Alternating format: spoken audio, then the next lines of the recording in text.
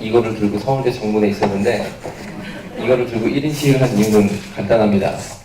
조선시대 왕들도 본인의 실정에 대해서 선비들이 상소문을 올릴 때 처벌하는 역사가 없었습니다. 그런데 서울대에서 김모빈이라는 동성애자가 회장이 되니까 동성애에 대한 폐해를 알리는 목소리에 대해서 처벌하겠다는 것은 대한민국의 인권의 시대를 조선시대 이전으로 돌리는 악행이라고 생각해서 저는 이걸 들고 막을 수밖에 없는 입장이었습니다. 그리고 시간 관계상 제 발제문은 93페이지인데 읽어드리도록 하겠습니다. 93페이지입니다. 동성애 폐해를 알리는 것을 처벌하는 서울대 인권 가이드라인의 위험성에 대한 고찰입니다.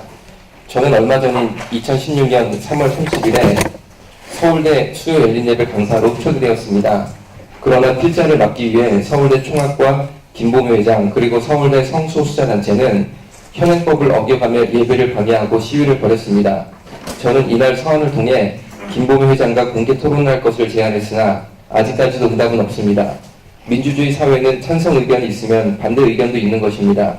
그리고 서로 다른 의견이 있더라도 존중하며 대화를 통해 차이를 줄여나가는 노력이 필요합니다. 그런데 서울대 총학과 김보묘 회장 그리고 성소수자단체는 필자가 제안한 공개 토론은 거부한 채 단체의 힘을 집결하여 물리적 방해라는 폭력을 행사하였습니다. 이것은 분명 권력을 쟁취한 성소수자와 그를 추종하는 단체가 여만섭이라는 한 개인에게 가한 집단적 폭력과 혐오입니다.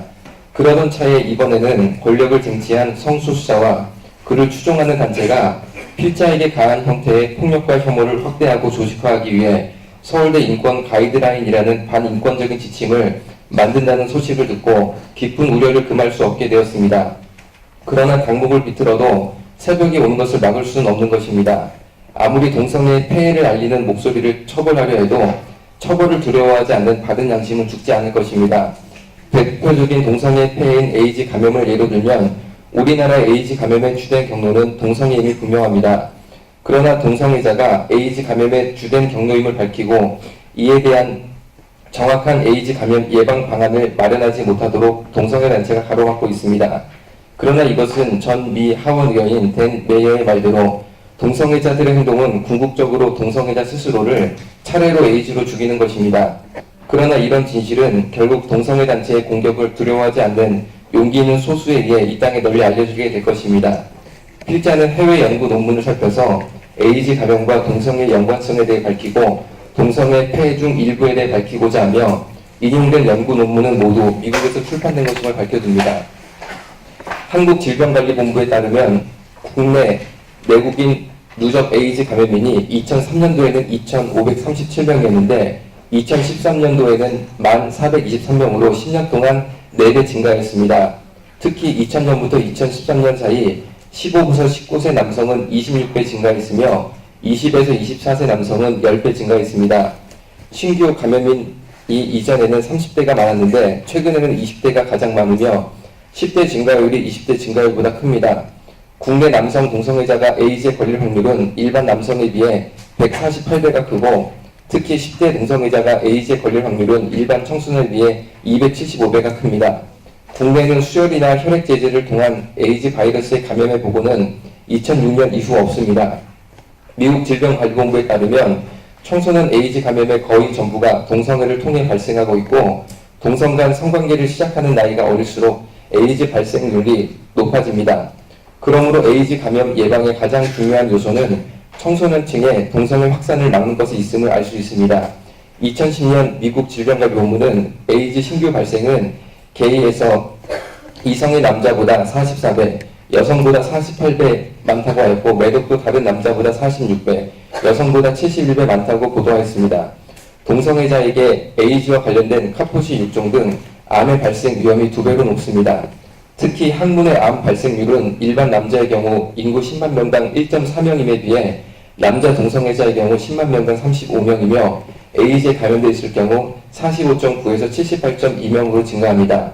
가로팔로 등은 4,159명의 고등학생을 대상으로 한 조사에서 1,004명의 동성애와 양성애 학생들은 나머지 학생들에 비해 자살시도, 음주, 흡연, 약물 낭용, 안전하지 않은 성행동, 성폭력 등 건강 위험 행동을 더 많이 한다고 했습니다. 미국 질병관리본부는 동성애 젊은이들은 에이즈 같은 성병을 퍼뜨리는 위험행동을 많이 한다는 보고를 하고 있습니다. 키니시 등은 성인의 경우 이성애자 3%는 과거 한때 동성애 혹은 양성애를 했다고 하며 전적인 동성애자였던 사람의 약 50%에서 나중에 자연적으로 나이가 들면서 전적인 이성애자로 변화했다고 합니다. 성진함의 변화는 청소년층에서 더욱 두드러집니다. 레마 페디 등에 의하면 사춘기 때 성정체성이나 성진함의 혼란을 겪는 경우가 34,707명 중 25.9%에 달하지만 성인에서는 단지 2에서 3%만이 스스로를 동성애자라고 생각합니다. 사빈 윌리엄스 등은 동성애에 끌렸던 16, 17세 청소년 중 98%에서 나중에 이성애자로 옮겨간다고 발표했습니다. 이로써 청소년이 자라면서 성적 경험과 환경의 영향을 받아 성 정체성이 올바르게 정리되어 감을 알 수 있습니다.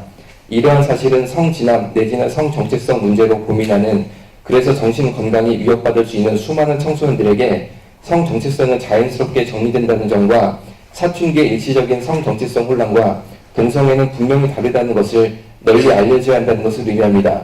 또한 이는 달리 말하면 자신의 성진함에 있어 혼란을 겪는 청소년들이 게이를 인정하는 교사나 상담가 또는 동성애 단체 회원을 만난다면 자칫 자신을 동성애자로 잘못 인식할 수 있음을 의미하는 것입니다. 사회적으로 반권위주의, 종교 또는 전통, 기성체제에 대한 저항정신이 동성애 발생이나 옹호를 조장할 수 있습니다. 동성애를 용인하는 사회적 분위기도 동성애 발생을 용이하게 합니다. 예를 들어 동성애를 용인하는 정치 이데올로기적 선언이나 동성애를 용인하는 학교 성교육 등입니다. 또 정치 이데올로기적 요구에 따라 동성애가 권장되기도 하고, 이런 정치적 이데올로기의 확산에 따라 동성애 발생이나 옹호를 조장하면 이는 청소년들에게 동성애를 확산시키는 촉매제가 될 수 있어서 매우 위험합니다. 동성애 원인으로는 첫 번째로 16세 이전에 동성애 성폭력을 줄 수 있습니다. 37개 논문에 대한 메타 분석은 소아기 때 받은 성적 학대가 동성애자가 이성애자보다 3.9배 많다고 합니다. 16세 이전의 성폭력이 동성애의 원인이라고 밝힌 연구 논문도 많이 있습니다. 로스만 등도 75개 연구에 13만 9,635명의 동성애자들의 과거 경험을 분석한 결과 성폭력, 특히 소아기 성폭력을 경험한 비율이 매우 높았습니다. 이 경우 어린 남자가 연상의 남자로부터 성적 학대를 당했다면 그런 트라우마를 극복하기 위해 스스로 같은 동성애 행동을 반복 행동하는 경향이 생긴다고 설명되기도 합니다. 두 번째로 동성애자가 되는 원인으로 각인과 조건화가 있습니다. 어려서부터의 성적 경험이 미래 성선호에 대한 영향을 학습 이론으로 설명하기도 합니다. 사춘기 때 동성애 포르노를 보면서 자유해하는 것 등과 같이 동성애적 흥분을 유발시키는 행위가 동성애 발달로 이끈다는 것입니다. 따라서 이런 상황에 대해 무심하거나 당장 어쩔 수 없다고 내버려 두기보다 경고하고 올바르게 교육해야 됩니다. 결론입니다. 최근 무작위적으로 선택된 대상으로 한 연구들 또는 수만 명이 포함된 메타 분석 연구들은 동성애자들이 전체적으로 우울증, 불안장애, 자살, 알코올과 물질 남용 등이 이성애자보다 1.5에서 3배 많다는 연구 결과를 일반적으로 보여줍니다. 드라반타 등도 2만여 명의 이성애자에 비해 1000여 명의 남성 동성애자에게 공황장애, 불안, 외상 후 스트레스 장애, 우울증, 양극성 장애가 통계적으로 의미있게 많았고, 1000여 명의 레즈비언에게는 우울증, 불안, 양극성 장애, 외상 후 스트레스 장애, 그리고 특히 알코올 중독, 흡연 등의 정신건강 문제들이 의미있게 많았다고 했습니다. 따라서 동성애자들에게 항우울제, 신경안정제 등 항정신성 약물을 복용하는 경우도 유의하게 많았습니다. 동성애 옹호자들은 그들의 정신건강이 나쁜 것은 동성애 자체보다 동성애에 대한 사회 배척, 차별, 폭력 피해 때문이라고 설명합니다. 그러나 동성애가 사회적으로 널리 받아들여지고 있고 차별이 없는 뉴질랜드나 네덜란드 같은 나라에서도 동성애자들에게서 주요 우울증, 불안장애, 물질 남용, 자살, 성폭력 등이 많다는 것은 동성애자들의 행동이 주변의 차별 때문이 아님을 시사합니다. 심지어 올 열리 등은 문헌들을 고찰하고 지금 이 내용이 제일 중요한 내용이라고 저는 강조하고 있습니다. 올 열리라는 연구자는 그동안 있었던 논문들을 모두 고찰하고 죄수들을 예외로 하면 동성애자들처럼 광범위하고 심각한 정신병리를 보이는 사회적 집단은 없다라고 결론을 내렸습니다. 여러분, 그럼 올 열리가 차별한 겁니까? 절대 차별이 아니고 이거는 그간의 연구 논문을 메타 분석을 해본 결과 정말 이런 광범위한 심각한 정신질환을 보이는 집단은 죄수 집단을 제외한 동성애 단체밖에 없다는 게 의학의 결론인데, 이 말을 했다고 차별했다고 이분이 서울대 다녔으면은 학사 권고를 받아야 되나요?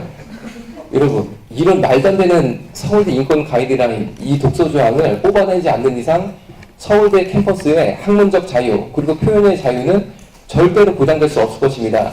오늘 이거를 들고 밖에 서 있는데 동성애자 혹은 동성애자 옹호자로 보이는 사람이 욕설, 비방 등을 하면서 약간의 마찰이 있었습니다. 동성애자가 이성애자에게 욕하는 것은 문제가 없고 이성애자가 동성애의 이런 학문적인 입증된 문제점을 얘기한 건 차별이고 이런 이중논리 이것은 맨 마지막 줄에 제가 기술한 것처럼 동성애자 회장의 비유에 맞추려고 학문의 자유와 표현의 자유를 억압하겠다는 이런 내용은 인류 역사를 그동안 어둡게 했던 수많은 독재와 우상화를 연상하게 합니다. 여러분, 저는 학부는 연대를 나왔고 대학원은 고대를 나왔는데 서울대를 못 다녀봤습니다. 연대 고대는 많이 다녀본 거죠. 그런데 동성애 문제로 제가 서울대 다녀야겠냐고요. 그렇죠?